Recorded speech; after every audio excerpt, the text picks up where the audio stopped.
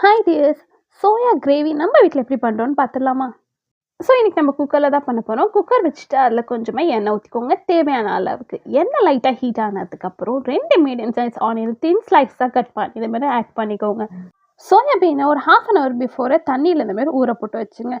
வெங்காயம் இந்தமாரி வதங்கி லைட் கோல்டன் ப்ரௌன் ஆனோடனே கொஞ்சமாக ஜிஞ்சர் கார்லிக் பேஸ்ட் ஆட் பண்ணிக்கோங்க. ஜிஞ்சர் கார்லிக் பேஸ்ட்டோட பச்சை வாசனை போனதுக்கப்புறம் மிளகாய்த்தூள், மஞ்சத்தூள், மிளகுத்தூள், மல்லித்தூள் நீங்கள் எவ்வளோ குவான்டிட்டிக்கு பண்ணுறீங்களோ அதுக்கேற்ற மாதிரி இந்த மசாலா எல்லாம் ஆட் பண்ணிக்கோங்க. தேவையான அளவுக்கு உப்பு ஆட் பண்ணி அதை மிக்ஸ் பண்ணிக்கோங்க.